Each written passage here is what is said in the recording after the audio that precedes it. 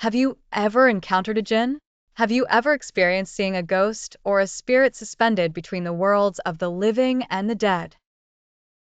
Some among us have gone through such experiences and have shared their stories, while others have been driven to madness and silence out of fear. This is the tale of Ida and her encounter with the spirit of the choking girl. Ida, a woman in her 40s living in a new urban area, recounts an eerie incident that happened one night when her husband had left, leaving her alone with their infant son.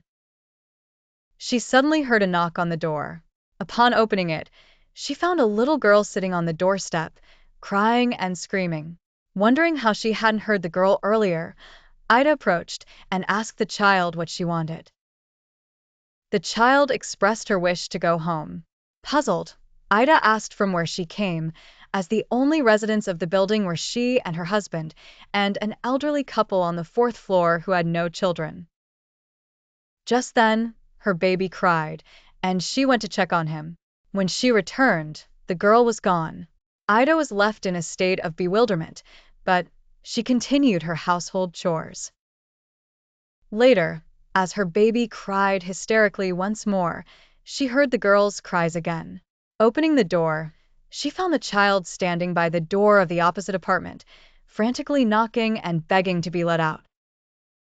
Disturbed, Ida retreated back into her apartment, where her baby immediately calmed down. When her husband returned, she told him about the incident.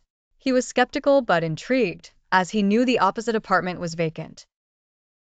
Curious, he visited a local store and asked an old resident about the apartment.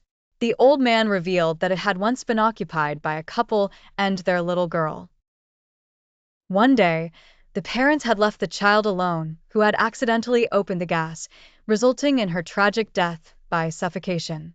Since then, every new occupant of the apartment had seen the girl, knocking and crying to be let out, perpetually reenacting her final moments before suffocating. Unsettled but resolved, the couple decided to stay, assuming that the issue was confined to the neighboring apartment. Days later, while Ida was alone during a blackout, she struggled to open her door, sensing it was obstructed from the outside. When the electricity returned, she heard the girl's cries from her bathroom. She found the girl sitting on the floor, making odd shapes with mud-like substances. The girl looked at Ida, holding a doll, and asked her to play. Terrified, Ida heard her baby cry hysterically again as the girl insisted, in an eerily stern voice, "Come play with me." Suddenly, the bathroom door slammed shut, trapping Ida inside. In a desperate move, she prayed, and the door miraculously opened. She rushed to her baby's room, where she found him on the floor, crying beside the doll the girl had been holding. Ida screamed and recounted the ordeal to her husband, who brought a religious cleric to cleanse the house. The cleric advised burning the doll immediately. They did, but that night, their apartment caught fire and burned down. The family moved to a new home, living there peacefully for years until Aida's now older son began mentioning a little girl he saw sitting in his wardrobe, appearing whenever he opened it.